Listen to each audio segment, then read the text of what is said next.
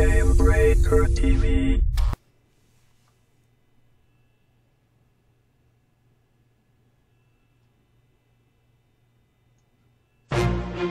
You are watching the first and longest running new media broadcast for Star Wars The Old Republic. Welcome to Game Breakers The Republic.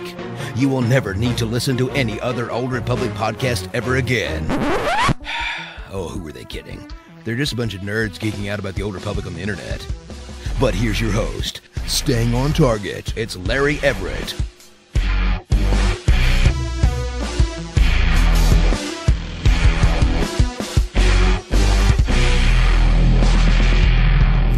Hey everyone, this is Larry Everett. I am so glad you guys came today. Today is, what is today? Today is the 9th of October. This is episode 188 of The Republic, the Star Wars The Old Republic show for Game Breaker TV. It is awesome to have you guys here. We have some amazing news today. I mean, obviously, it's going to be all about 3.0 today. No ifs, ands, or buts. We got a new trailer. We've got some photos. We got some discipline systems. But first, let me introduce my hosts. Of course, I'm going to show all of us here at once. There we go. We have from Corellian Run Radio. We have Heather, Pretty Little Sith. She's also PrettyLittleSith.com. Say hello, Heather. Nobody can hear you. Now you're muted. Muted. I was muted there. I was practicing muting myself because you said so. Hi, everyone. Hey, and, well, actually, how are things in Harbinger? We good? Good. We're still number 1. We took a break for like 1 week and we got number 6, but then we just have been number 1 after that in Conquest. We're pretty awesome. That's what I was afraid of. I was afraid you guys were just going to slip behind, but no, it's good. Good to hear you're still up on top. And, of course, the co-host with the most, Redna, from the Utini cast. How's it going? It's great, man. He's got a little bit of delay in his voice there, so apologize for that. It'll eventually catch up. I don't know. So, how are things? How are things over in the Utini cast? I know you guys just had, like, a huge show with Tenebris. Yeah. Almost beat the length of the original show when I first joined the cast. Amazing. It was, heck, I appreciate you having me on the show, particularly this week, talking about 3.0, man. It's, I'm real excited. It's excellent. I mean, the game's great. Since the announcement and the pre-order, we'll be talking about it. But we'll absolutely real excited. Yeah, this is I'm gonna start the show. We don't even have notes on this to be honest. This is the first thing that just came out like not an hour, maybe an hour and a half ago.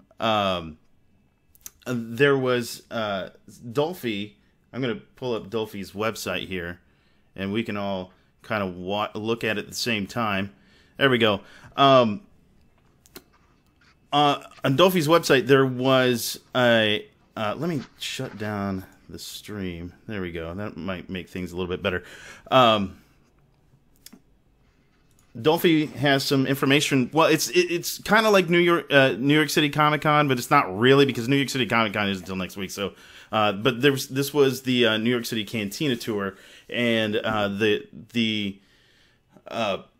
flash drives that they have had this stuff on it. Now, all of this is kind of information that we already know, but it's the first time we're saying this on this show. So the digital expansion has been announced. This is 3.0. It is called Shadows of Revan, or Shadow of Revan, and which I think everybody knew it was going to be Shadow of Revan. Let's get real, right? So, and then we had that comes out December 9th, and it has a $20 pre-order, $19.99 pre-order. I'm assuming that both of you pre-ordered, right? You've already pre-ordered? Oh, yeah, I already pre-ordered. Okay. Yeah, no sub discount this year. I know that was kind of that is kind of weird. We'll get into that later, but actually, the real question here is how many hours did it take after the announcement to you pre-ordering? I mean, just to show what kind of fans you guys really are. Number of hours, number of minutes, actually. Let's seconds. Wow. How many seconds did it? I was pretty calm about it. I waited till I got home from work, and then I kind of moseyed around, and then I pre-ordered it. Redna, I think. So the better question is, did you pre-order before you logged into the game having heard the announcement? Yeah, why wouldn't I pre-order before logging into the game? 12 times XP. Yeah. So you certainly never didn't play the game at all. No. Well. I did. I waited a day. Did you? Because I was uncertain actually at first. I think I misread part of it whenever they were talking about, and you can see actually below us if you can read any of that. It's a little bit blurry, but I misread what the 12x XP or 12 times XP was. I didn't realize that was live as soon as you pre-ordered. So if you haven't pre-ordered this yet, and you are a SWTOR fan, you're missing out on the 12x XP, which is. I think, I mean, we can talk more about that kind of stuff later, but that's one of the coolest things I think I've ever seen in any kind of pre-order, because this means that you can run through just the story quests. And that's all. That's all you have to do. So that's a big deal for you? It's a big deal for me, because I'm an altaholic. It's a huge deal for me. Which the irony for me is, I mean, no other game have I ever been an altaholic. However, I already have 955s. Yeah. And I know people that are altaholics probably already have 16. Well, I don't have... XP bonus confused me. It's not for the subs that have been in the game since well, the founding. It's good for some people. Like the people that just like to play the same character. I know there's some people that are like, oh, well, I wish I had my Juggernaut in multiple specs so that I didn't have to respec or so that I wasn't locked out. Or, people that are on their Assassin and they really like their Assassin and they get locked out of Nightmare. So I think for those people, it would be worth it just to level through the story that they already know in one day. I think it's good for them. Even if they have all those characters already. I got to tell you, one of the things that I'm doing with this is actually leveling up another Marauder. For that particular reason, because I play Marauder. That's my favorite class. I play it the best, and I like to do PvE stuff in it. And it's really, I don't want to be locked out of things. I've had to turn people down for raids and whatnot because, oh no, my guild's going to be doing that later. I can't, or my raid group's going to be doing that later, so I can't really run that with you. I would like to be able to say, yes, absolutely, I'll run that with you. I'll just log on to this other character. So, that's one of the reasons why I'm doing it. I hadn't heard that excuse before, and that's actually excellent. The other one that I did hear that kind of turned my mind a little bit is also if you know of other people or other communities that you'd like to participate with on other servers, this is going to let you get a character that you already know and love straight to 55 as quick as possible. Yeah. But I'll tell you, I mean, honestly, my knee-jerk reaction was pre-order bonuses are a decoration, an XP boost, and 7 days early access. And I was underwhelmed. And then I realized, well, I've got to pre-order by November 2nd. Because, they said... Go ahead. Were you echoing? No, go ahead. Well, they delayed the announcement because they were announcing some great subscriber perk. I mean, don't you think they already knew how to do an XP boost? Why did it take so long just to announce that? Were they seeing if it was technically possible to do 12 times? Yeah, maybe. I gotta say, I think that the 12x XP boost is a little bit more difficult than they possibly were. Than it seems right up front. It might seem like a really easy thing to do for you and me. They're like, oh, all you have to do is just add 12 in the multiplier, right? But the other thing is, I could be completely wrong, and I am kind of playing devil's advocate here because I do think it's kind of silly that they delayed it for that particular reason. Maybe there was more involved in it that we know, but maybe they did have to test some things out and go, what is the optimal number here? Because as you level up, it's not the same. You don't earn the same amount of XP every single time, and it's not even, quite frankly, the same percentage of XP do you earn for finishing each quest. So there is a calculation that goes involved in it, and like you don't want to do it 24 times and just be complete overkill, but you don't want to underdo it either. You don't want it to be 6 times and that not work either. So I don't know. I understand a little bit of the delay. I'm really kind of wondering if there was more involved than we're aware of. I have 2 theories based off of the delay, because I thought the delay was a bit silly. It could have easily been the fact that they had originally calculated it so that they would give you a certain bonus that would get you from 1 to 55 doing your class story. And then they realized that they were completely invalidating all of the McKeb content. And they realized that last minute and went back and added the primary storyline for McKeb, but then had to redo those calculations, and then they had to bug test to make sure that it actually worked, and so they couldn't put the announcement out because of that last-minute realization. The second thing is that this is not the subscriber bonus. That they couldn't get some other subscriber bonus to work that we don't know about and we'll never hear about. And then they just finally decided we're going to put out this information because everybody's waiting. And I think I mentioned to you before, Larry, I think that they had to have this announcement out before the New York Community Cantina. Yeah. Because they gave away hundreds of thumb drives at the Community Cantina, and those certainly weren't put together last minute. You know, all of these pictures and reveals were on those thumb drives, and they had to take them with them, and they had to have the announcement made before then. Yep. Either way, end of day, all I wanted was the information. The subscriber bonus was irrelevant to me, and now that we have it, I'm so psyched. I think it was a really poor business decision to delay an announcement because of some, you know, if it really is just a XP boost, give us the announcement. We just wanted the information. Right. You know, I delay the agree, pre-order because they probably did need the pre-order to be tied directly into the XP boost. Fine, delay the pre-order, but give us the dang information. That's what we're really interested in. Yeah, well, the other things that we know, I mean, that are listed here, you'll be able to travel to Yavin, where there's major plot points with Revan in the Temple of Sacrifice. We don't know if that's a flashpoint. I'm assuming that's going to be a flashpoint of some sort. I don't know. Maybe that's the operation. You'll be able to go to Rishi, which we have pictures of. I got to show these pictures. I'm actually... this is on Dolphy.net, by the way. Thanks, Dolphy, for putting these out. While you pull up those pictures... Yeah, while you put up these pictures, which are great, that was the first thing, as soon as I saw this information, that got me the most excited. I know that everybody has their own thing that they get excited about. 2 planets. Yeah. That's all I saw. 2 planets. I didn't, it actually took me a couple hours to actually figure out what the planets were. I was just like, 2 planets. Yeah. Then I heard Yavin 4, and I was just like, oh my gosh. Yeah. It's over. Yeah.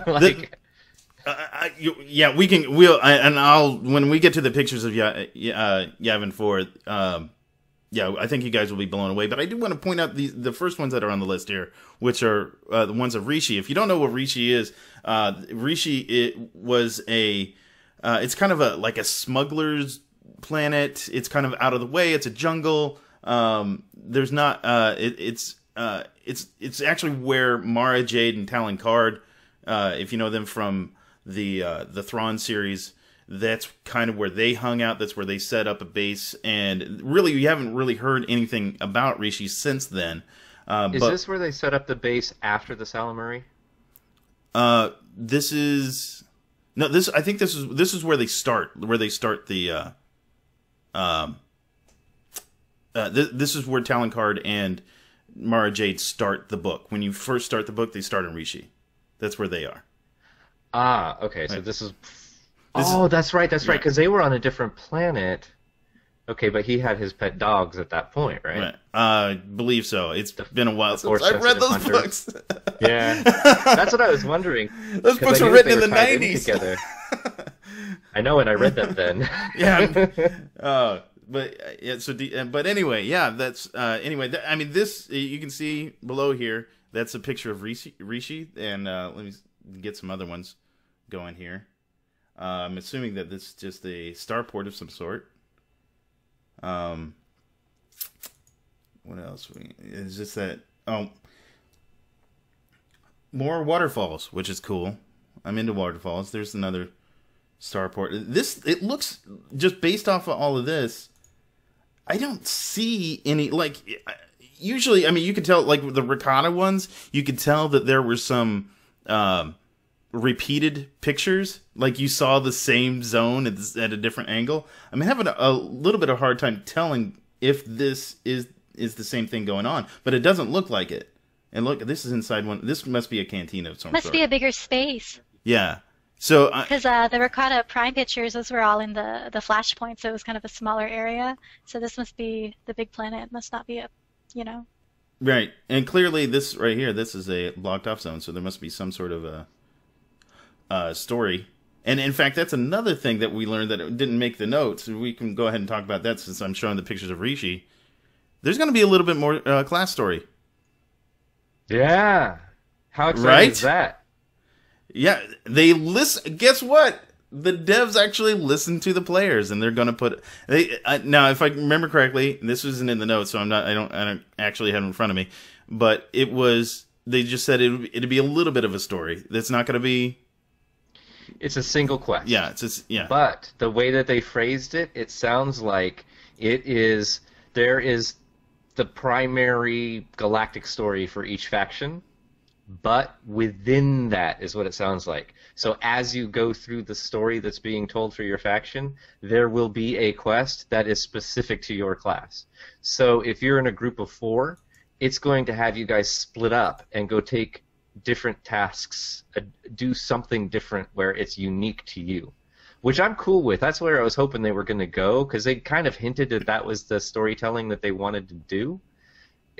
I would really like to see in the next expansion that it's, basically, if you've got a group of 4, the 4 base classes, if it just constantly has you splitting and rejoining and splitting and rejoining, so that it is a single story, but it's told from a different perspective. It's told from a smuggler's perspective or a consular's perspective, right.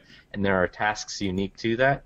I think this is a great first step, and thank goodness we get our own freaking piece of the story. It means I'm going to have to do it 8 times. Talk about replayability.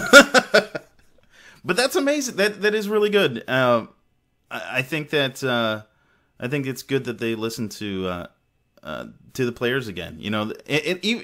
I think that, and to be perfectly honest, in something that's this size, I mean, I don't. If it's they were kind of hinting that it's going to be the size of what Rise of the Hutt Cartel was, right? And so I wouldn't have expected. Yeah, they said it was a MMOFPS style expansion. Right. This is bigger. Yeah. At least from a PvE perspective. And I'm. So I wouldn't have expected on McKeb to see anything more than maybe 1 or 2 quests and for your class story. That's because that's kind of what happens on the regular planets, right? You get 3 class stories per planet, and then a little nugget in between about every other planet. So, yeah. It seems like each zone upon a planet has 1 piece of a class story. So that could be anywhere from 1 to 4 or 5 per planet. All right, as I'm scrolling through this, what do you think of this? What are your thoughts, Heather? What are you thinking of? I'm actually on Yavin now. These are pictures of Yavin that I'm showing. Yavin 4. What are you thinking? Does this kind of stuff make you excited seeing all these things, or what are your thoughts regarding these pictures? And you're muted again. Well, someone had to tell me Yavin 4 was in the movies. I didn't know.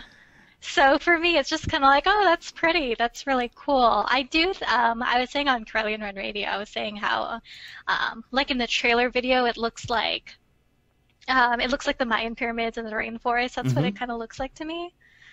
But yeah, I mean, I know nothing. I know nothing about it, but it looks really cool, and I feel really bad that I know nothing about it, but it looks cool.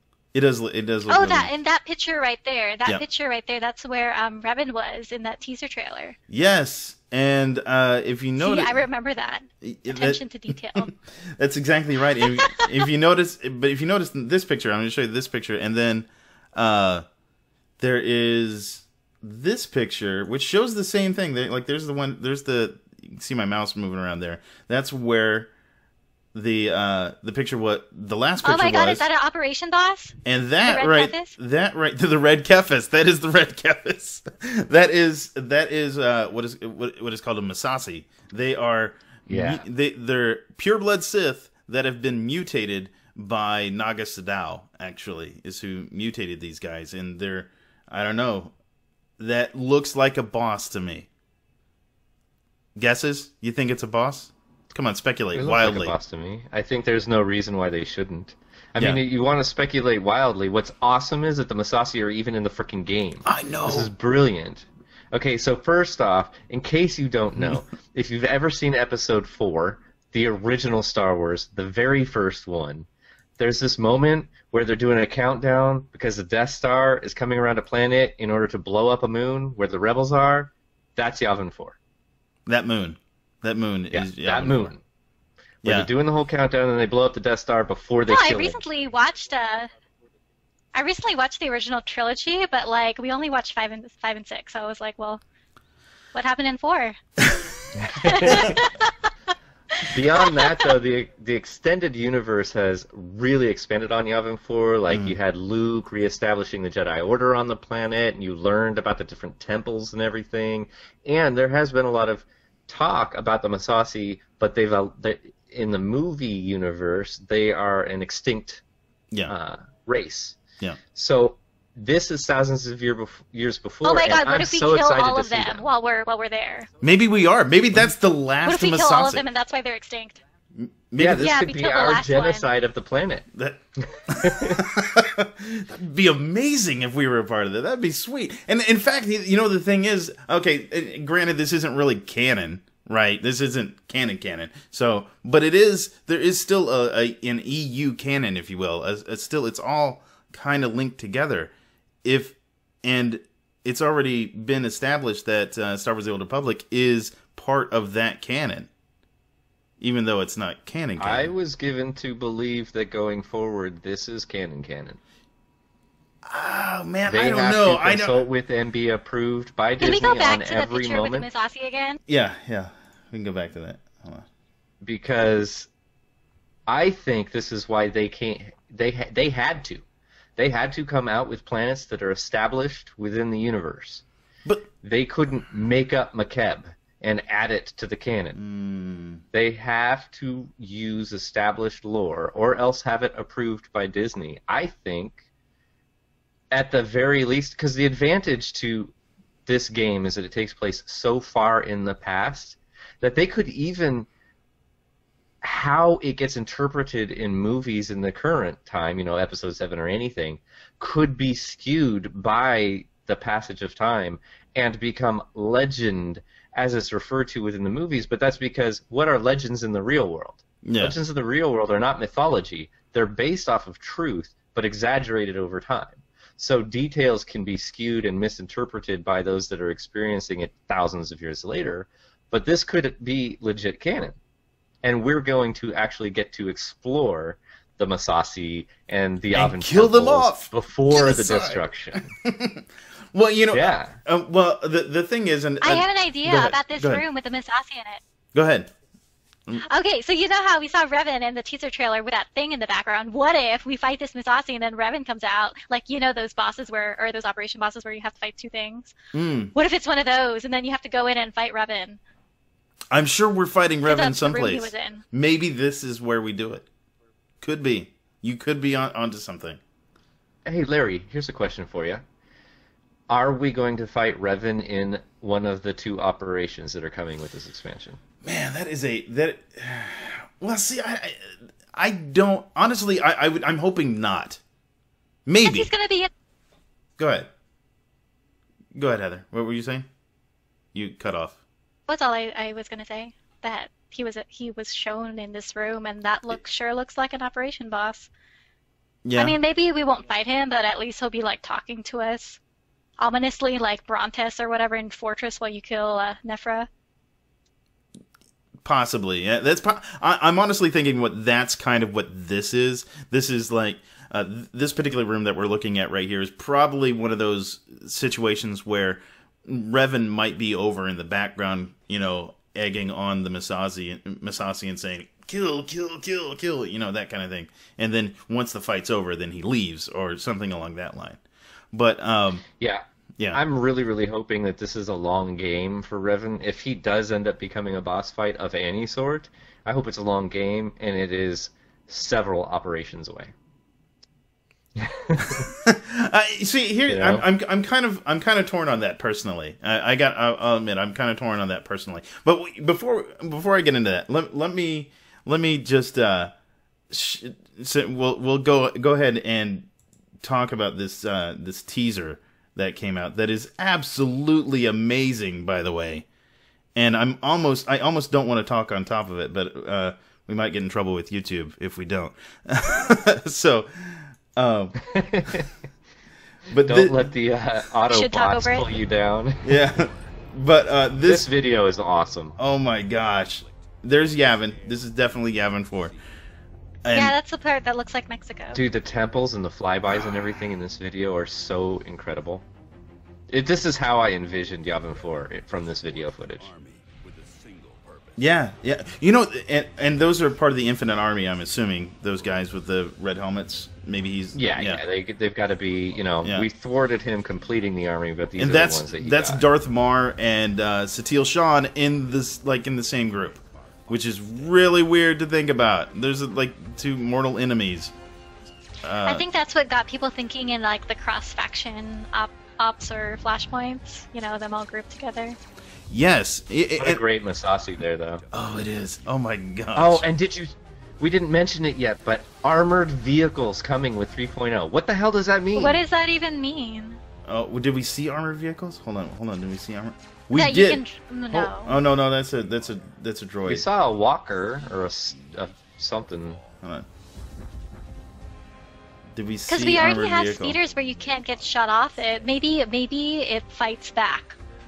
Like if something hits you, it fights back. But then they wouldn't call it armored. Wouldn't they call that a speeder with a weapon? Well, I mean, the cheap way to go is that an armored vehicle is one that you can't be knocked off of. That one. That's what I was thinking. That. But I thought we had that already. I think we only have it on one speeder still. Like there were more than one, but then they stripped that ability from all but one of the speeders. Or maybe it's only the operations drops, like the tank and the other one. Because originally it was the pod racer, the first pod racer that came out. That one had 100% protection. Yeah. And then they added it to some others, and then they removed it from the pod racer. So I don't know which ones actually still have the 100% protection. I don't think it. Maybe they'll remove it from all the existing ones now, and now say this is an armored vehicle. You know what? Maybe wild speculation. It'll be like a tank where you can shoot from inside.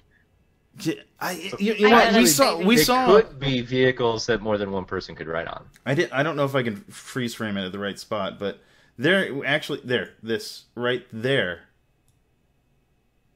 There. The walker. That walker. That doesn't... Whatever, a bunch of treeks can take that thing down, so...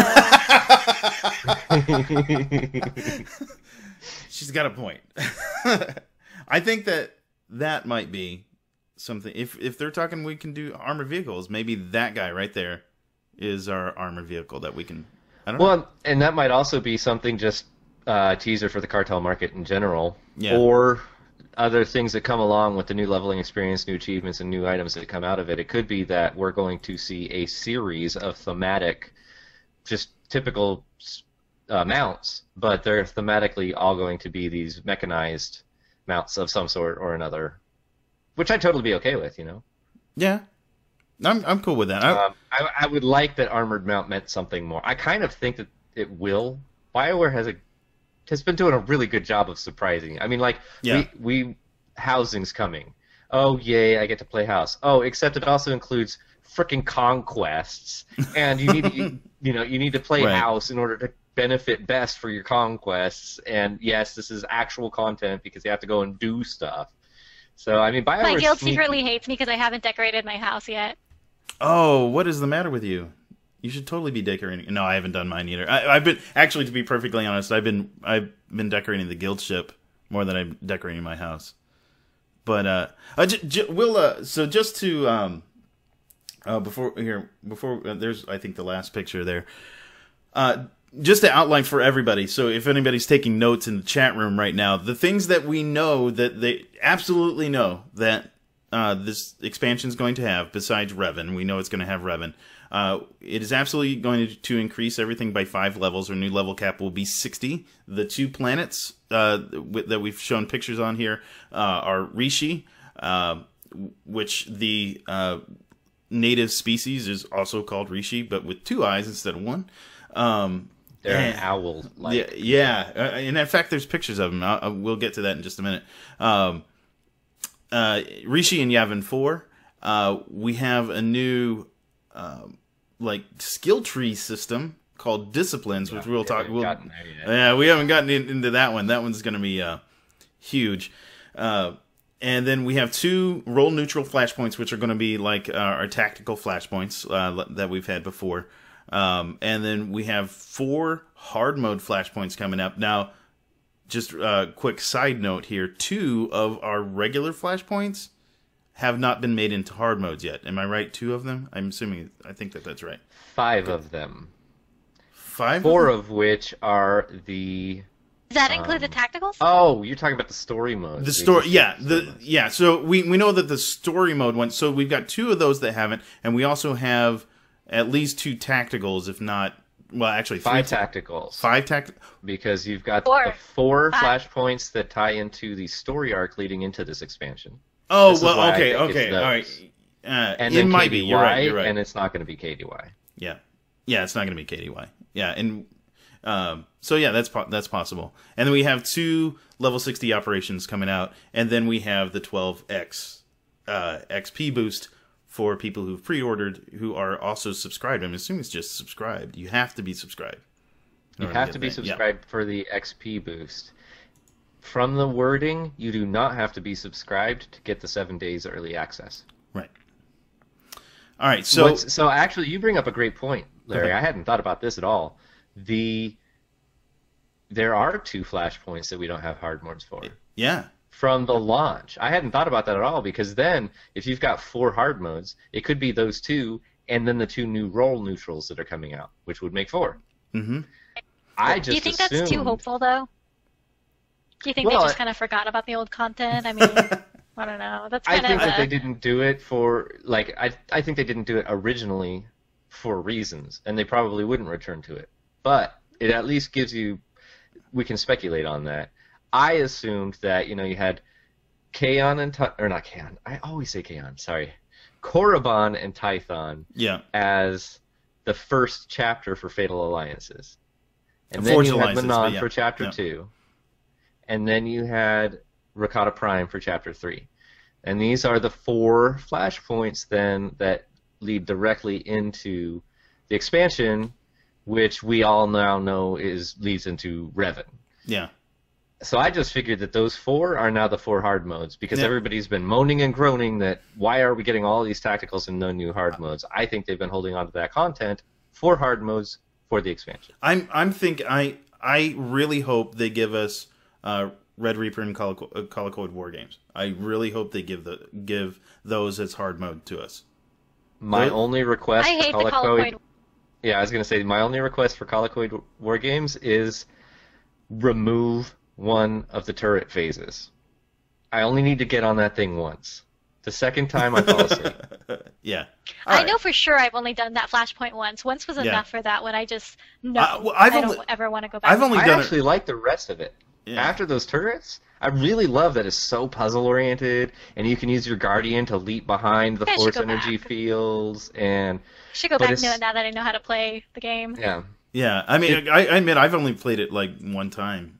In 3 years almost. I've only played it one time. So, and with a hard mode in there, it will get. So my guess. So Red's guess is it's going to be all the Forged Alliance ones. Those are going to be the ones that are going to be hard modes.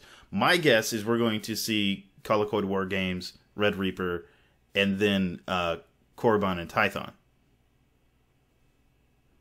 Okay, yeah. I didn't expect that. That would be my because then that gives them more time to do the other 2. Right. That's my thought. Well, I mean, that could be a BioWare cop-out, because the ironic thing is that Manon and Rakata Prime, as boss fights go, lend themselves, at least in my own mind, to so much more creativity. Like, yeah, they're easy and ridiculous on tactical, but the mechanics that are actually involved in those fights, if they were any form of threat, could be really interesting as hard modes. Yeah, and those are the ones that I've been totally speculating on. Whereas Korriban and Tython, they really only have one boss. I think just freaking trash pulls leading to it. I think that. Yeah, I think that I don't think it's not that I don't think we'll see Manon and see Rakata Prime. I think we will eventually. I just don't think that's going to be 3.0 content. I think 3.0 content, because I think that I don't know. I feel that they should. I think they really should draw on the older content so that it feels like a new experience. I feel that if they did hard modes of the current Forged Alliance stuff, that it would just feel repetitive, like extraordinarily repetitive. Ooh, good point. You know what I'm saying? Just like when 2.0 came out and they gave us Terra from Beyond Well, Operation. if we look back at the last expansion they did. Yeah. If we look back at the last expansion that they did make all those old Flashpoints hard modes, or hard mode 55s, or whatever they did with Well, those. they took the ones that they hadn't done. You're right. Oh, they took the ones that they didn't have hard modes for. Right. Yeah. Right. Or some of them, and made them 55 hard modes, which is...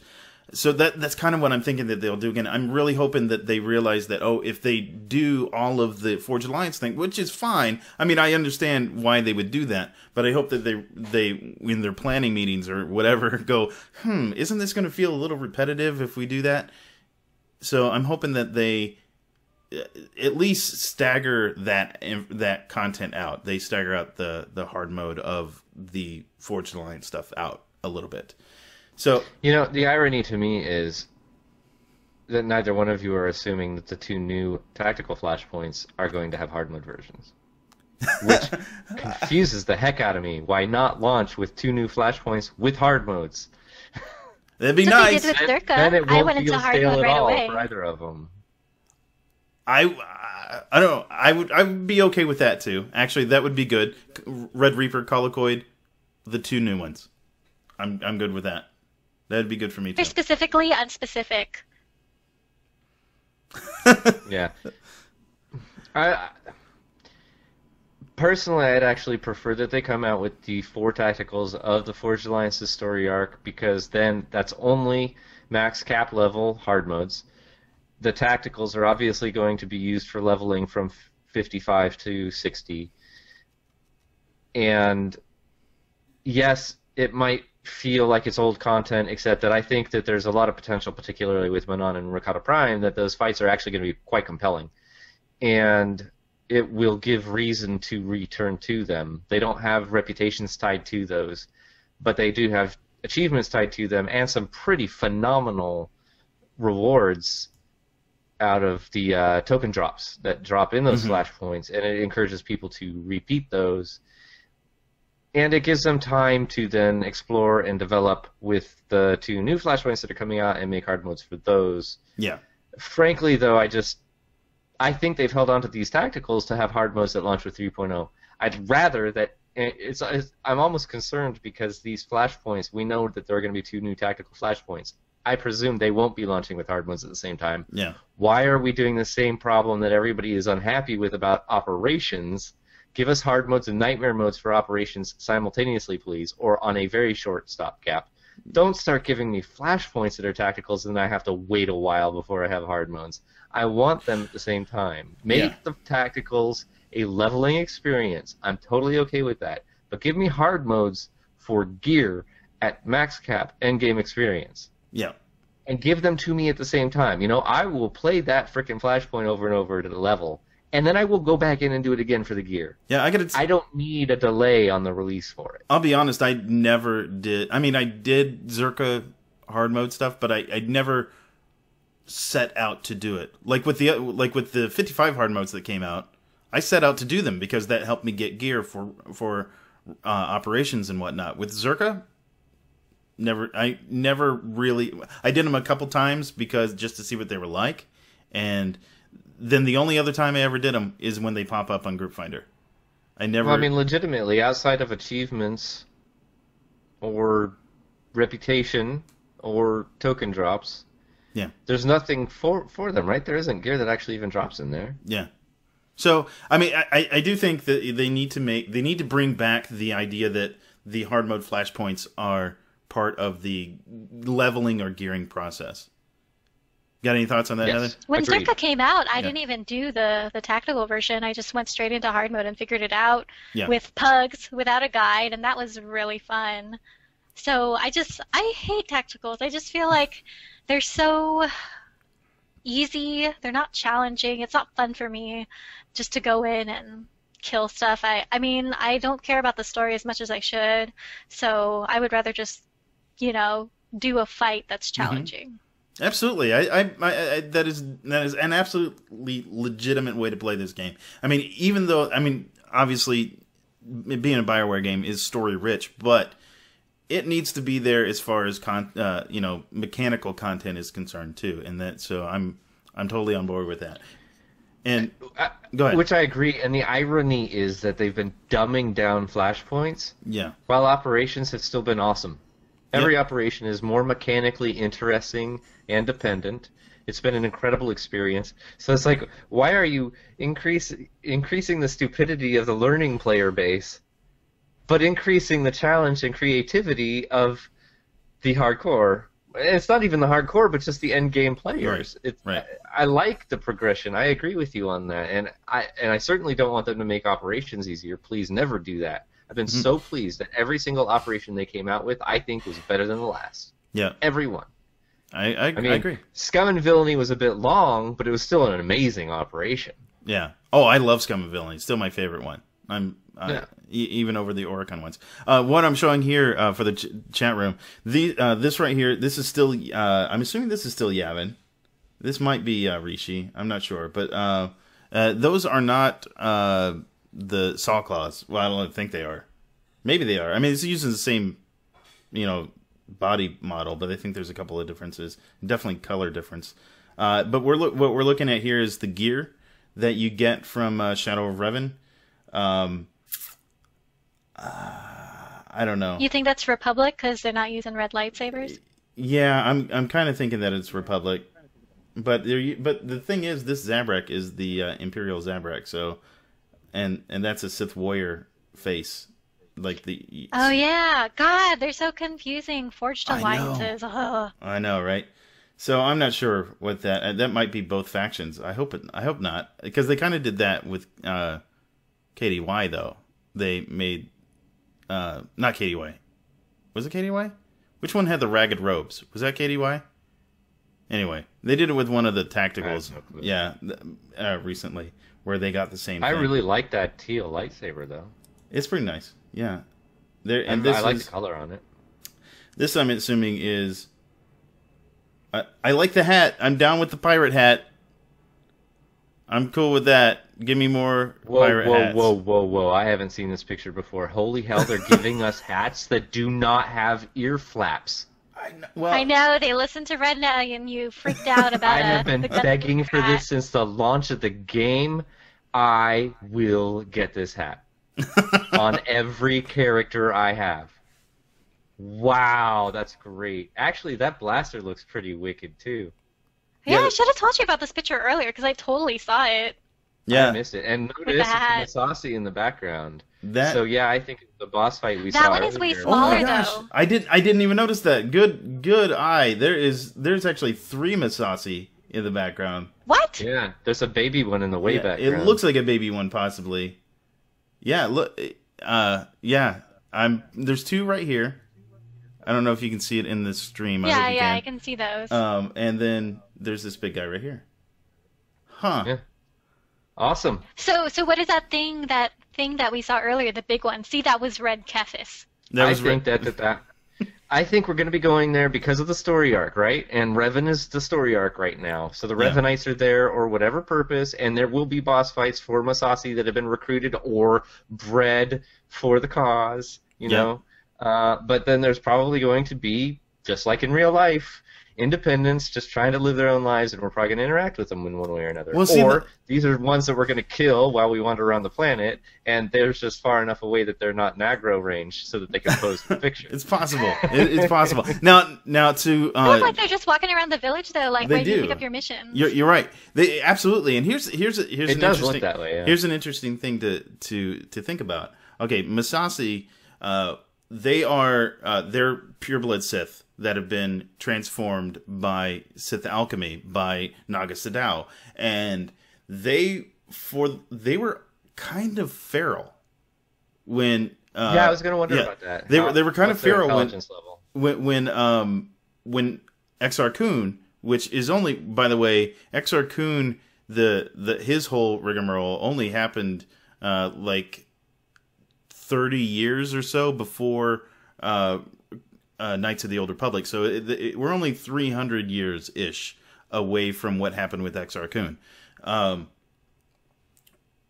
they were feral. And they were also all killed, supposedly, by Exar Kun. And here we are seeing some more. And it looks like you said, it looks like they're in a village. This is really weird. So does that mean that they're semi-sentient now? That's weird. I'm not sure what to think about that. These. By the way, they end up all dying off eventually, right? Yes, they do. Yeah. Or getting wiped out by us. I'm just saying. And by the way, chat room, just to update for the chat room, we are actually, this came out like not an hour before we started, all these pictures and stuff. So we're this is our first impressions of it. Go ahead. Well, and this is an exclusive. Yeah. But, on Tython, for the Republic, when you're doing the Jedi storylines, what are those blood things, the Ravagers that are constantly attacking you? The Chlor Slugs? Is that what you're talking about? No, not Korriban, Tython. Oh, Tython. No, I can't remember because you're telling me. You're asking me. Flesh Raiders? Yeah, Flesh Raiders. Yeah, the Flesh Raiders. Yeah, isn't that the only thing that attacks you? I did it like 2 times. Yes. The Flesh Raiders, everybody thought, basically the same impression as the Massassi. This could be long enough afterwards that they are starting to at least form identity or whatever. Because since it uses Sith alchemy, this isn't basic biological evolutionary paths, right? They could actually have been, or for them it might actually be devolving from their purpose, but returning to original state. So they might actually start formulating some intelligence or something too. It's easy enough that they at least have some form of community. Yeah. Obviously, from these pictures, they have some form of community because they've got buildings. Right. Yeah. Exactly. But, I do want to get into the retina rant here because there's definitely some things to say, but I want to get through these pictures here real quick. So I'm going to go through the pictures. I'll just if you go to Dolphy.net after the show chat room, go to Dolphy.net and you guys can see the pictures yourself and examine them, tear them apart. But this here we got an altar of skulls, which looks like it's going skulls, which looks like it's going to be something that you'll be able to put in your stronghold. Obviously, and I think they've already discovered that. Somebody already discovered that it's in the stronghold. Here's another mount. This is Uxa Beast, and where are these normally? Are these on Tython? I'm trying to remember where I see them. Where we actually see the Uxa Beast. I forget now off the top of my head. Maybe it was just on Drummond Cos. Anyway. That's a mount. It looks awkward as a mount. I have a question about these Rishi female and male concepts. What is that? Okay. Is that like a playable race? Why are there females and males? Hold on. We'll get to that. This massive turret that's going to be part of the strongholds as well. And this is the concept for Revan, which that looks wicked. But he has a red lightsaber. Awfully Pirates of the Caribbean. Yeah, but he has a red lightsaber, which annoys me a little bit because Revan actually has a purple one. Well, did he in the original KOTOR? Was it purple? Well, actually, it's whatever color you wanted to make it. Okay, because I'm gonna be frank. Is purple, and he's Yeah, but in everything else, he has purple. So. Pet peeve. Well, everything else in this game. Pet peeve. Purple didn't exist until George Lucas hired Samuel L. Jackson for the prequels, and Samuel L. Jackson said, "I'm not going to act until you tell me I can have a purple lightsaber." He threw a little fit and changed the lore of Star Wars. So I'm sorry, purple isn't lore. There's just a freaking diva queen that added it to our canon. That's all I'm saying. Rant over. That's a mini rant. He's got another rant coming later. All right, so this is a Rishi, by the way. This is one Rishii. You can actually look it up on Wikipedia. There's no pictures of him on Wikipedia, but there is one now. Now we have a picture. This is what the Rishi look like. This is a concept art for it. This is a female Rishi. They kind of look. Why are they telling us it's a female and a male? Are we going to play them? I don't know. Why would obviously they're why would they're we birds. need to know that the yellow ones are female and the blue ones are male? Well, if we're just going to be killing them off? So we know how to address them. No, I don't think we're going to just kill them off. I think we're going to actually. Don't touch the female. I think. I think we're going to interact with them. I think it's going to be, it's going to be part of our storyline. We're going to talk to them. I mean, honestly, my only question is, why is the female naked and the man has clothing? Well, I mean, how freaking sexualized do you have to get? That's clothes. Look, the feathers are like a little skirt thing. Well, I guess that's not. They're her feathers. Yeah, she actually is. Well, naked. I'm trying to look. Hold on. Yeah. Yep. I'm there. There's nothing unless this is some sort of headgear, but that doesn't really count, right? I don't know. Maybe they're secret. I wear glasses when I'm naked. Maybe they're crossing genres, and they're like the Ferengi. From there you go. Very sex. Maybe it's a sexist society. Maybe this is totally a political statement. Anyway, there's Temple of Revan, which I'm assuming that's part of one of our flashpoints or operations, and that's concept art from that. And one last one. This is our. It says it comes in the Stronghold pack, but isn't this also what we're getting? Maybe this is a smaller one. Isn't this also what we're getting for pre-order? This is clearly a smaller one because they put the a big character next to it. The one we're getting is like 15 times that size. Yeah, banana for scale. All right. I mean, yeah. So I'd actually rather they swap it. Give me that as a pre-order bonus. I don't need a freaking monolith. In my Stronghold is a pre-order bonus. I kind of agree. So what I'm going to do here, we listed off all the stuff, and before we get into disciplines, because we're not going to talk, we'll talk about disciplines last. But we listed off the stuff that came in there, and there's came with the expansion, and there's something that's missing, right? Something huge that's missing. And there's more than something. Well, it's huge. I mean, like monstrous something huge missing, and that is there's no PvP. No PvP announcement. Right. At all. Which is important enough to make an expansive comment. There's no PvP. Yeah. Of any sort, because we have more than one type of PvP in this game, and it's not there. None of it. We don't have ground PvP, and we don't have space PvP. There's nothing expanding in our experience for either of those in any way whatsoever. Yeah. Confirmed by Musco. Yeah, and in fact, I've got no content. I've got the quote here. He was the question that was asked to Musco was conspicuously absent from 3.0 announcement was a single drop of PvP content or news. Can we expect something? To which Musco says, "Good question. Let me take a stab at this one. If you are asking specifically for news about new content such as war zones or arena map, the answer is unfortunately no. There are no new maps specific to PvP coming in the expansion."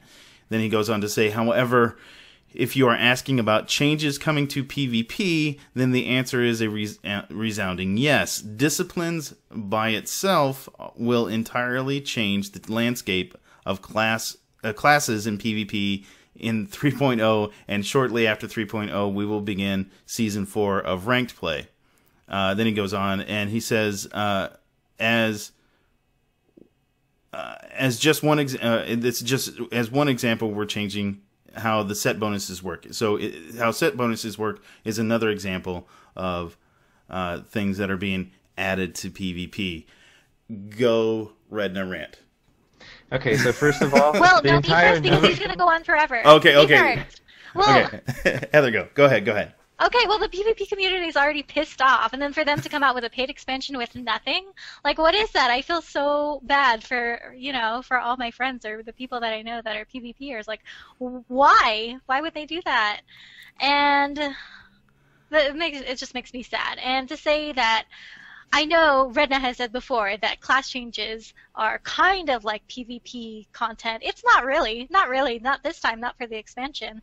So this is horrible, I think. Yeah, and we'll get into why, and I have actually really good, I have reasons why I don't believe that disciplines are in addition to the PvP content either. But before we get to Redna, anything else you'd like to add, Heather, about the lack of PvP? No, he can go on now for like 10 minutes. All right, Redna, hit us with it. Let's hear what you... Go ahead. If I said it, I apologize. It was not my intent. I've been quoted more than once now for saying that I thought the class changes were content. They aren't content. But rapid, consistent class changes are good enough in a non-expansion environment. You don't always need to have a new map. Rapid class balance changes change the dynamic of the PvP environment so that people cannot go with flavor of the month. They do allow you to play the class that you like, to maximize the class that you like, because you know the changes are coming, and things are always in flux. This is a good thing for PvP. If I actually said it's content, and I may have, it's not exactly what I meant. Further, every expansion in all of time of any MMO, when you add levels and gear and new talent points and new abilities, affects PvP. Period. It is not content at all. Of course, 5 new levels, new abilities, and yes, the discipline system, whatever, revamping it however you want. I mean, there's new hybrids with a talent tree ability and all of this. This is not content. They have ignored and left PvP alone. Period. And no GSF.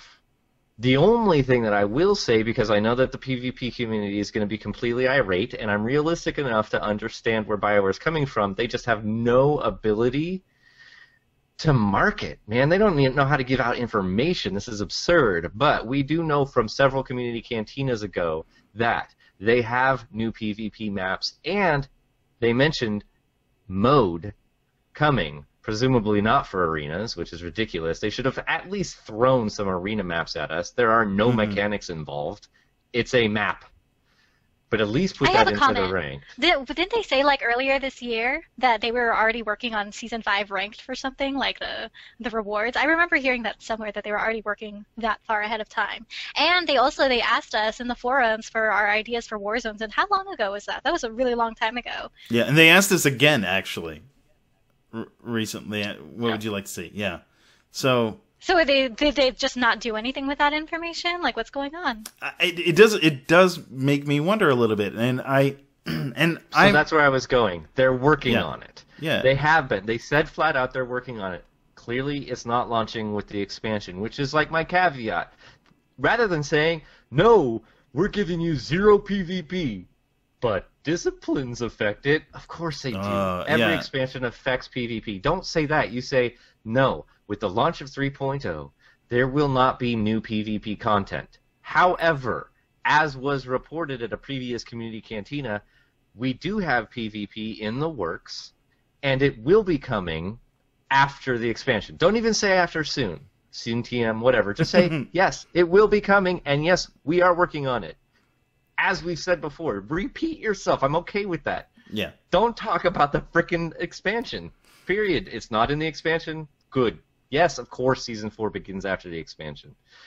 That's a season, not content. It's a repeatable thing that doesn't change. They don't want to say it's not in the expansion, because then people will be like, well, why am I going to buy the expansion? They want to. Why are they going to buy the expansion? They honestly, PvPers, as far as I'm concerned, I mean, unless you absolutely cannot level up, which was that the case with Rise of the Cartel? I think it was.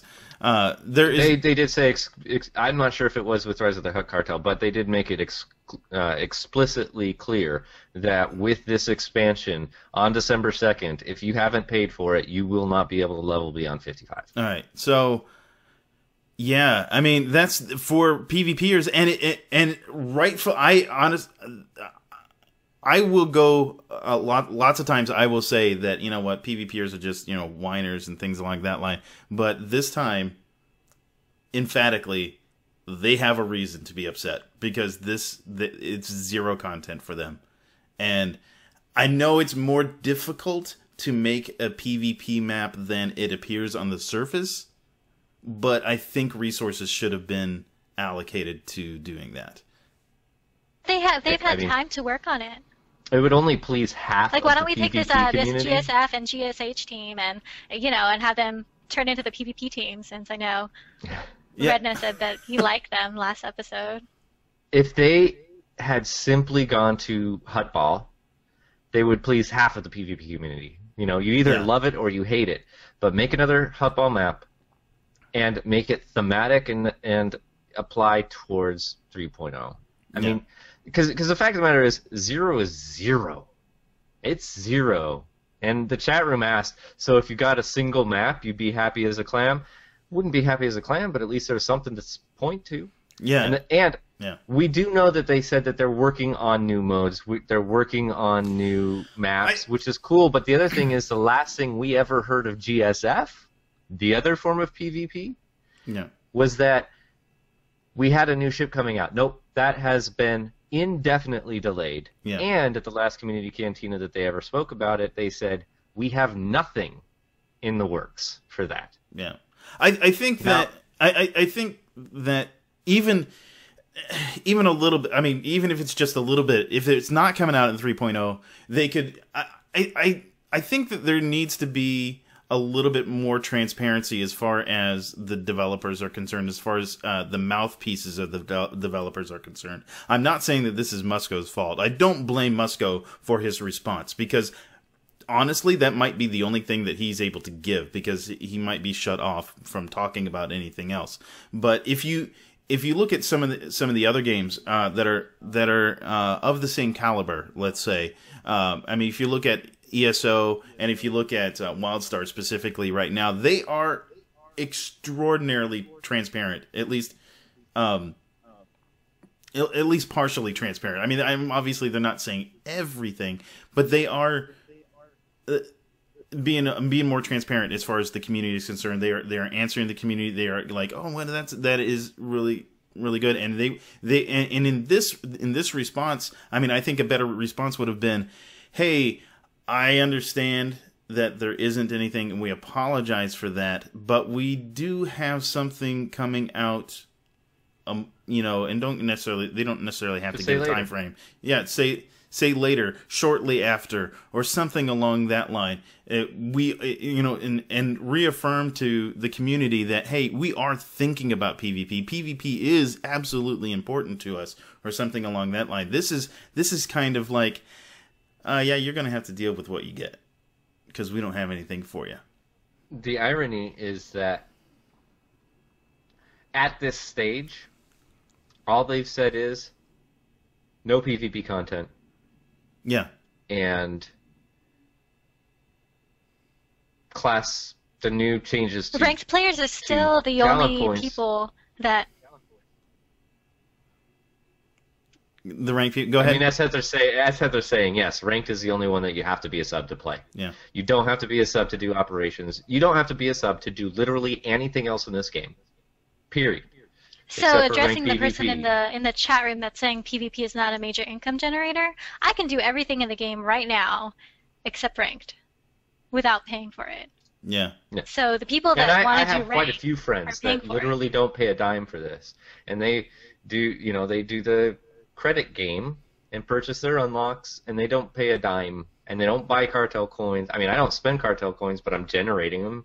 That's prizes for my Twitch stream. But I mean, they just keep shooting themselves in the foot for PvP. But anyway, the whole point is that at this point they said no content with 3.0, none. Yeah. And that the new talent trees are going to affect that. They haven't even confirmed that there are new gear items. Well, they did say, okay, now, to be fair, though. Tier of gear.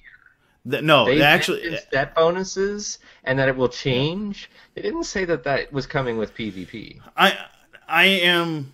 Okay, so, yeah, actually, Of course, they've got to. You've got a new level cap. There's got to be new PvP gear. But they actually haven't confirmed that. What they did confirm, and just to be clear in here, they did say, who was it? Was it Musco that said this? Yes, it was Musco that said, for one example, we are changing how the set bonuses work. So, based off of what they've talked about before, as far as set bonuses go for PvE, I'm assuming that it's going to be along the same lines for PvP. There is a new gear level for PvE that's going to have different set bonuses, and I'm assuming that the same thing is going to happen with PvP. That there's going to be a new gear level, and it's going to have different set bonuses. That presumably, and I will put out there my wall of crazy expectation is because they said they're changing how set bonuses work, and then Musco kind of rephrased to run away from that. But this is on their live stream. Yeah. I kind of wonder with this new discipline system that the set bonuses actually automatically switch based off of your discipline, so that you get the set bonus they want based off of your discipline. And then the only difference between your gear is whether or not it's PvP or PvE. I hope not. In some ways, I would actually really like that, because then I don't have to get more than one piece with different armorings and different set bonuses. You know? Yeah, I understand. It's either that or it's not tied to your armoring. It's tied to something else now. Yeah. Maybe. I might go for that it's tied to something else. So anyway, PvPers, I apologize, and I don't have a good segue for this, but I gotta talk about Audible. There is, by the way, do the commercial. Yeah, I'll do the commercial. Everybody, take a breather, and while I talk about Audible here. Audible, if you go to, hopefully this comes up fine. Yes, it does. Okay, so you go to gboffer.com/audible, and you can get free 30 days of an Audible, 30 days with Audible, and you also get a free audio book. And one that I am recommending right now, and I can't switch to my camera because my camera's broken. I will go to. Can I go here? We'll see what happens. Nope, that's not it. Anyway, one that I recommend right now is A New Dawn. If you go look it up, it just came out. I actually have it in my hand, although you guys can't see it. Actually, I'll switch to all of us again. See it? There you go. You can see this in my hand. This is A New Dawn. And you can get this on audiobook. It is actually red. Look. Huh? Yeah, red is red. Oh, sorry. Red is red. You can get this on Audible. You can get it for free. Go to gboffer.com/audible, and you can listen to this. This is actually really good. I'm actually impressed with this book. I'm not usually a fan of licensed fiction. I will be quite clear about that. But this is actually pretty decent. I'm enjoying reading this one. I haven't quite finished it yet, but and also these are the stars of Rebels, the new Star Wars full canon TV series that just started last week. So anyway, go to GB. I'm so psyched for. Yes, it is amazing. It is amazing. And these are amazing characters. You'll love these characters that are in here. So go to gboffer.com/audible to get a free 30 days and free audiobook. Get a new Dawn. Get a new Dawn. I'm telling you to do that right now. If you, do that. All right. So last thing. Yeah, everyone's telling me because I've been trying to read Revan. Yeah. Go ahead. Oh, sorry. No, go ahead. Yeah, everyone's been telling me because I've been trying to read Revan just to get the audiobook because obviously I listen to podcasts. Yeah. But yeah, I guess that would be a good idea, and I can finally get the story in and stop trying to reread it. There you go. Over and over. All right, So just to sum up just real rapidly, I don't want people to think that I'm not excited about this expansion. I already pre-ordered everything that BioWare ever expands on. Every expansion, I've been totally thrilled, and it's always been a better game afterwards. But it is worth noting that this is straight up, for the first time that we've ever experienced, singularly PvE expansion. Yep. Just be aware, anybody that is thinking about coming back to the game or anything, if you don't care about PvE, don't come back yet. I think that you should come back soon. We know that they're working on new things, and they will be coming, but this isn't that moment. Although I would say I'm kind of suspecting within under 3 months. Honestly, 2 months would be a long time in my mind. They're going to have PvP content, but you could get the expansion now so that you can be level capped and ready when that comes out. And it is legit that with every expansion, there are new things to learn about how to play the class that you like or any of the classes. So yes, get used to the new system that we're about to talk about and at least the new abilities that you've got incoming. Exactly. And there is... actually, let me pull this up. I didn't put this in the pane over here. Maybe I can pull... this picture sucks. I'm not even going to show this picture because it sucks so bad. The one that they showed in the blog. There is a new system of skill trees. We are no longer going to have skill trees anymore. They're gone. Gone. Advanced classes are still there. There's still 3 trees, but they are now called disciplines. And it is extraordinarily linear as far as the general advancement is concerned. You get the idea behind some of this is that you will gain certain skills as you need them. For instance, like tanking, you'll get your taunts a little earlier than you do now, and so that way you can get, just things are working out. It's a little simpler, so you can get into doing what your class or your role does earlier. Let's see. The way it's described by the blog is that our goal was to design an elegant system that brings forward class identity without sacrificing the challenge of mastering your role in the process. And then it goes on to say players of a skill tree tend to take some skills roughly in the same order, with only minor variations on which utility choices they pick up. By the end of the leveling system with disciplines, which is the new system, we can focus on creating strong and fun playstyles from level 10 on without having to worry about how people are spending 50 skill points and whether some people are making bad decisions or if others are finding crazy untested combinations that vastly exceed what we want to happen. From my perspective, 2 things are happening here. They're making it simpler, so it's a little bit easier to understand what's actually going on in the skill trees.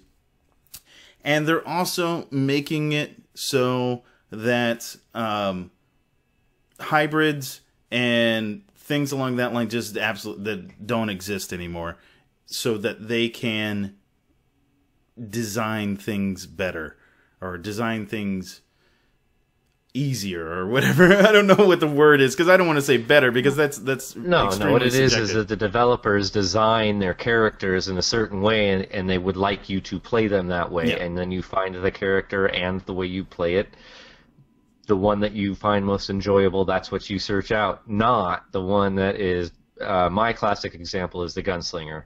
You had the Dirty Saboteur. He was able to pick up extra dots in the third tree and then extra dots in the second tree, because in order to have a leveling experience that's remotely appealing when you're using a talent tree, you have to give abilities in that talent tree that let you express and enjoy what that tree is meant to be. When you level and you start increasing level caps, you can start getting abilities from multiple trees in order to game the system, do more than what the developers designed that character to do. Yeah. I have enjoyed hybrids in the past a lot, but I totally appreciate where they're coming from. They did design the game for different classes to be played 3 different ways, not 64. And they have had, with class balancing and changing and everything, they've been pushing ability points or the power of those ability points further and further up the tree. And what they ran into is that you have to be level 35 or 40 before you can even find out how to play your class, which is ridiculous. Yes, we all like the notion of being able to game the system and have these different hybrid builds, but honestly, if they did squash hybrid builds, which they were actively doing, then you really only had 3 trees you were working with. And if you're playing those 3 trees right, you really only had 5 of 45 talent points that you could put into that tree that were, you know, a variant of something. Instead, they took, you know, instead of 5 to 7 points that were variable, they took the other 38 to 40 and just made that a part of the leveling experience, redistributed how you're getting your abilities as you go based off of the discipline that you want, and then gave you 7 utility points that really diversify how you can play. Now, we don't know the depth of what these utility points are, but it means that you can be, for example, a Madness Sork, but there's a dozen different ways that you can play your Madness Sork with these utility points, rather than 3 or 4 different ways: PvE, PvP, and some flavor of your Madness Sork. There's a couple of things, and actually, Heather, let me go ahead and get your opinion on this before, because I have a little bit of a rant with this one, just a little one. So, what are your thoughts on the discipline system? First off, did you watch the live stream? Did you get a chance to see that live stream? I didn't. I just kind of read what people were tweeting and what people would tell me about it. But, I mean, I don't know. It looks cool. I only really play one skill tree, so whatever. I'll get to play my skill tree. I don't play a hybrid. I'll get to pick a utility that my operations group likes, and, you know. Right. So, whatever. I'm just going to get to play my skill tree. Because I do know. Okay, so here's one thing that this I'm going to give my positive before I start on the negative rant here. I will give the positive to it, and Heather hits on it here. Is that as an assassin, there's definitely ways as an assassin that you can kind of gimp yourself in an operation. You can shoot yourself in the foot. You can. You absolutely can, and you can gimp yourself and not be good in a raid, and not, you know, in the current system. In the current system, you could, and I think that with the way that they have it, the way they're designing it, they make it more than apparent what. Well, in fact, your basic skill tree, if you go down the basic line without any of the utilities, by the way, just to give an idea of how it works, you have this basic line that kind of does this S-curve thing over and over again until you hit level 60. That the talent snake. The talent snake. And then you have that on the left-hand side, and then on the right-hand side you have tiers of utilities that you can then pull from, and those are, you have up to 7. Am I right about that? 7. Yeah, you have 7 utilities that you can pull from. There, up at the top, there's more damage-ish utilities. Then there's defensive utilities, and then at the bottom are just like weird, kind of non-comparable utilities. At least that's what they've shown so far. We don't know the whole depth of the utilities, so I don't want to give the wrong impression as far as what those are about. But generally, that's what we have seen so far, and those are all on the sorcerer.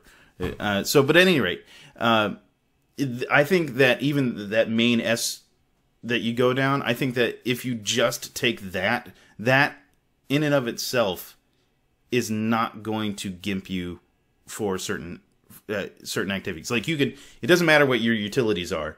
If once this is all gone through, you're going to be good for operations. I think so, and I think that it's kind of good to start that. Yeah, absolutely, absolutely. I mean, do the story modes. You can experience what operations are without having to worry about utilities. Yeah, which is reasonable. You should be. I mean, honestly, leveling. You don't need utilities. You're going to get them along the way because they're going to let you experiment with them and learn them as you go. Mm-hmm. But ultimately, although I guess in PvP that's a little bit different, there's going to be ones that you're going to really want. Yeah. But I mean, it works both ways. Yeah. I think that it makes certain classes that are possibly gimpable, like assassins, for instance, not that way. It makes it you cannot make a mistake.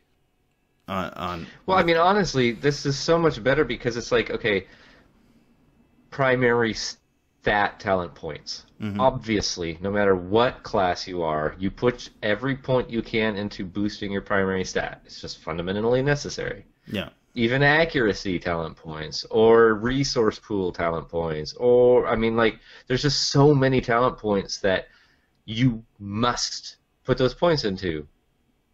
And if you don't because you're just brain dead, that's where you start gimping yourself. It's like, okay,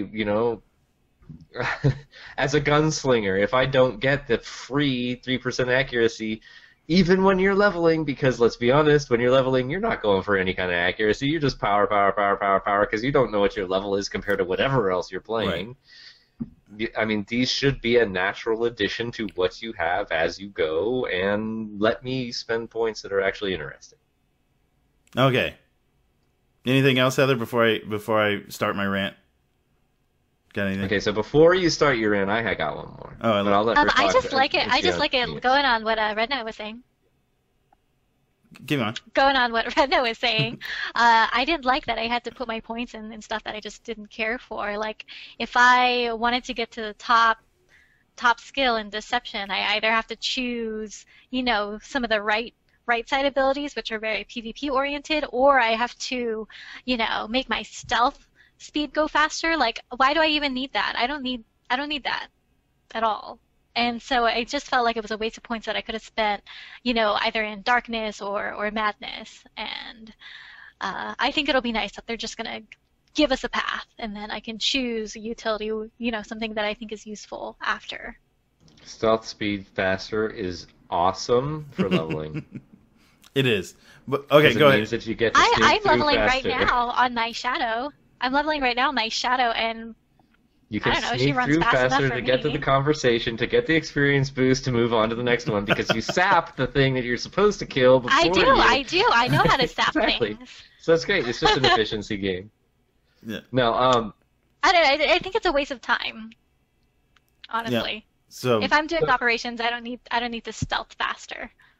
So I'm very interested in hearing your rant, Larry, but I will caveat this with utilities do need to be compelling. Yeah. This is where it's really going to come down to the line. As long as they're compelling, interesting, and different enough, then you're going to get some serious diversity. If they are all blah, unimportant, and who cares, then nobody's going to care. And then it really does dumb down the system. Okay, so my rant actually leads off of that, off of dumbing down the system. I don't like the idea of... I don't like the idea in general of developers gimping hybrids. That being said, I do think that when a hybrid is more powerful or develops some ability that makes them beyond what a straight, a non-hybrid would be, then things need to be adjusted. And but I think that is kind of part of the game. For instance, you guys might disagree with me on this one, but the dot smash spec, which was recently just gimped for Marauders, I thought that was amazing. That was an amazing spec, and the DPS for dot smash was, and at least in PvE perspective was pretty much the same as Annihilation or Carnage straight up. Now, obviously, it was going to be more than a Rage Spec one, but I think that's what you get. But it wasn't.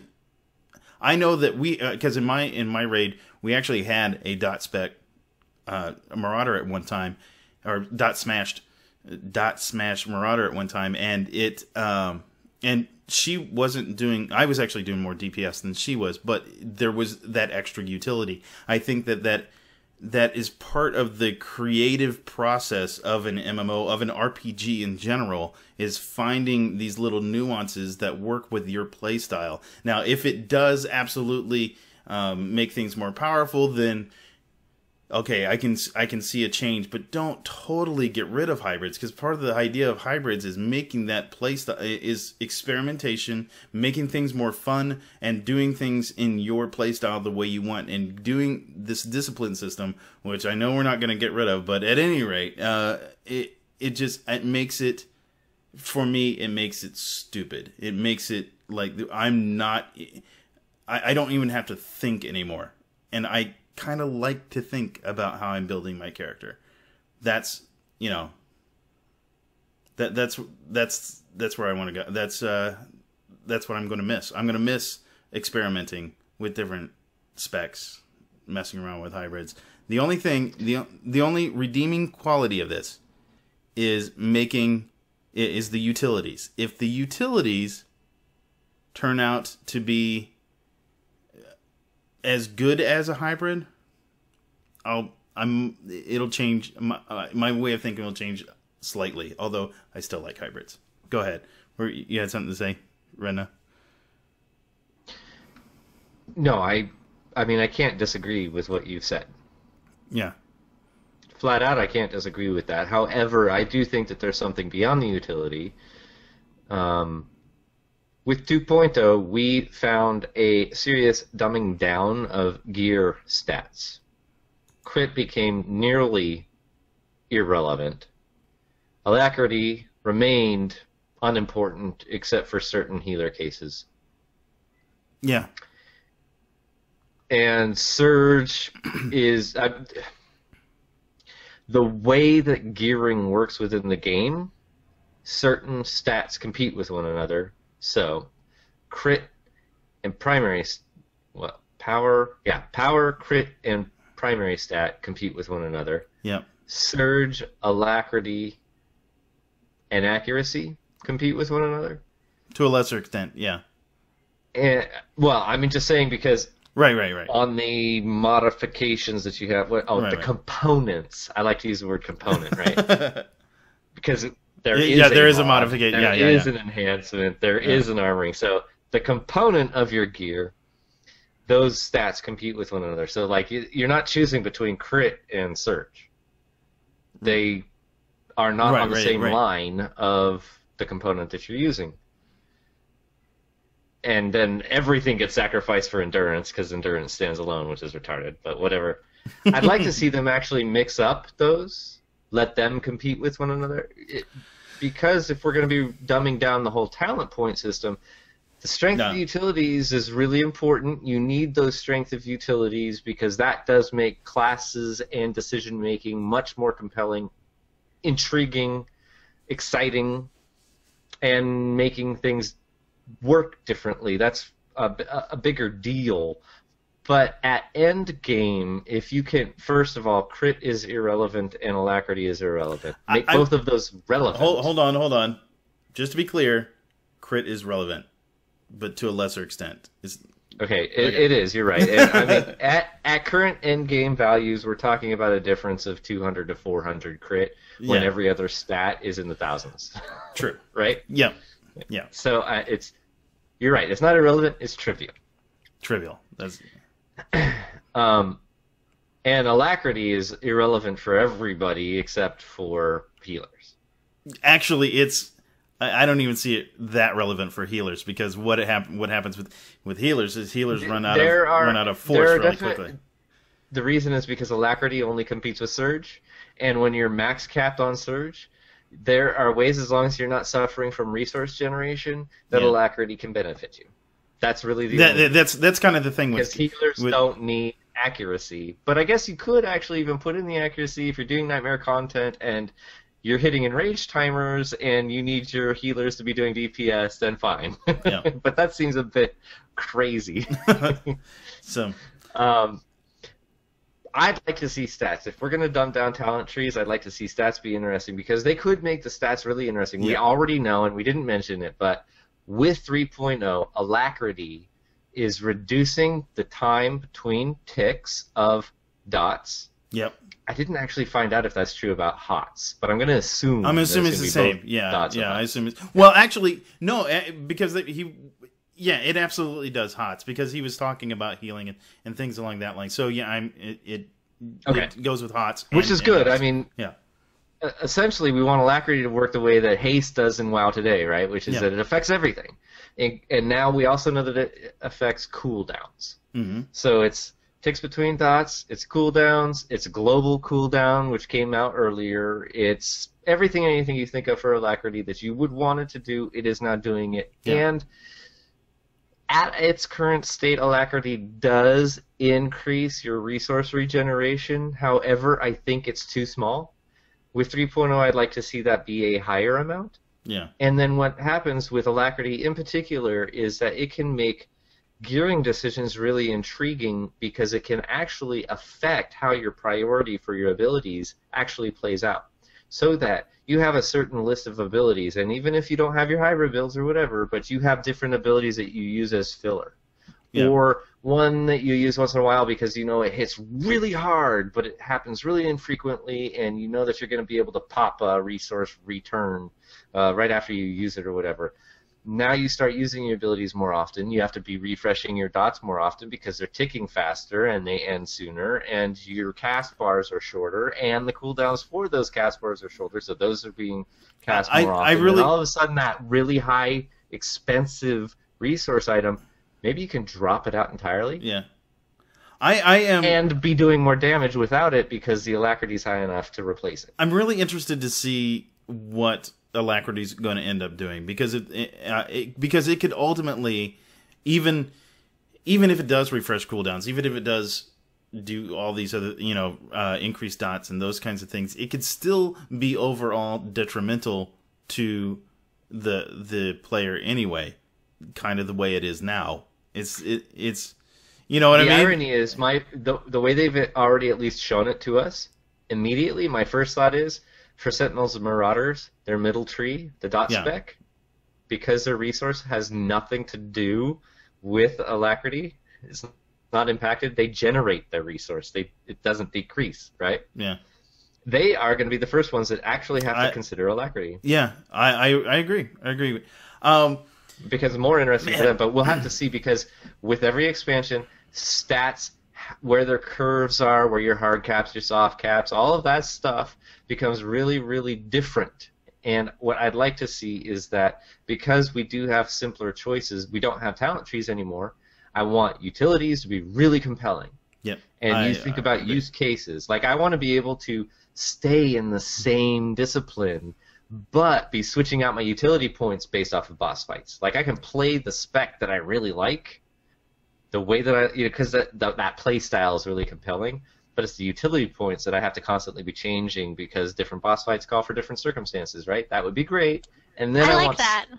Yeah, and then I want stats to be where things become truly interesting, where it's not hybrid builds at all whatsoever, but all of a sudden you have more than 3 disciplines because alacrity or other stats could change the value of how you play your character and the abilities that you're using. All right, well, we will learn more about disciplines as they do some more live streams. Unfortunately, the only one we've seen so far has been Sork and although Dolphy, if you go to Dolphy again, she has a whole bunch of all of the utilities and all the skill points. And so, as they were going through, they were reading them off, and Dolphy wrote them all down. So you can definitely go check that out there. I would like to, before we close up here, I'd like to thank Heather from Carillion Run Radio and also from Pretty Little Sith for coming on the show today. Really appreciate you having you here. Do you have any final thoughts before we close out about 3.0? I'm looking forward to trying out those new operations. We haven't had, from a PvEer perspective, we haven't had a new operation in over a year. So, I mean, I know there's no PvP content, but, we do need an operation. I just think that they should have had PvP on top of that. Yep. Excellent. You can catch her on Twitter at Heather_PLS, or you can go to CarillionRun.com or go to PrettyLittleSith.com to read her blog. That's both of them great websites. Also obviously follow her on Twitter. And then we also have Redna from UtiniCast. What are a couple sentences, final thoughts on 3.0? 3.0, I mean, I know that I come across critical and hyperanalyze everything and anything, but I'm so excited for it. So that's my final thought is, listen, first of all, if you're not happy that there isn't PvP in the game, play more than one aspect of the game. I mean, that's true about any and every game. Explore the entirety of the game.